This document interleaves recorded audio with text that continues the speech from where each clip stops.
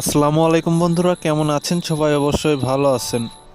আজকে আমি আপনাদের সামনে এমন একটি বিষয় নিয়ে হাজির হলাম যার মাধ্যমে আপনারা আপনাদের বিকাশ অ্যাপসের সমস্যার সমাধান সহজেই করতে পারবেন।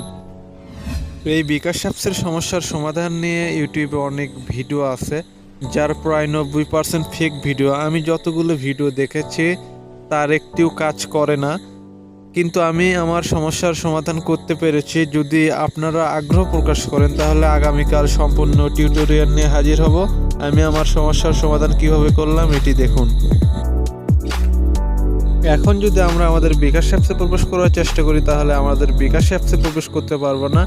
এই কাজটি করতে আমরা কিছু অ্যাপসের ব্যবহার করেছি, তো আমি আপনাদের দেখাচ্ছি আমাদের ডিসপ্লেতে কিছু অ্যাপস, কিন্তু এই অ্যাপসগুলো দিয়ে কিন্তু হবে না। এখানে আমরা বিশেষ করে ডিভাইস আইডি চেঞ্জার অ্যাপসটাকে ব্যবহার করলাম।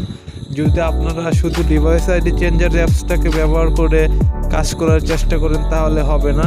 এখন আপনারা বলতে পারেন এখন লাগবে হলো রুট, লাগবে এক্সপোর্ট ইনস্টলার। রুট ও এক্সপোর্ট ইনস্টলার তো লাগবেই, এর সাথে আমাদের আরও কিছু অ্যাপস লাগবে। যদি আপনারা ভালো রেসপন্স বা সাড়া দেন তাহলে আমি আগামীকাল একটি ভিডিও টিউটোরিয়াল নিয়ে আসবো যেখানে সম্পূর্ণ প্রসেসটি দেখানো হবে। ইউটিউবে আপনারা হয়তো অনেক ভিডিও দেখেছেন, যে ভিডিও দেখে আপনারা আপনাদের বিকাশ অ্যাপসটাকে ওপেন করতে পারলেও আপনাদের অ্যাকাউন্টে লগ ইন করতে পারেননি। নানা রকম সমস্যা, যেমন কোড আসে না, কোড নেয় না, আরও নানা রকম সমস্যা। কিন্তু আজকের ভিডিওটিতে আমি আমার অ্যাকাউন্টে লগ ইন করে দেখাবো। ইনশাল্লাহ আপনারাও আপনার অ্যাকাউন্টে লগ ইন করতে পারবেন। তো আমার সম্পূর্ণ ভিডিওটি দেখতে থাকুন, তাহলে বুঝতে পারবেন।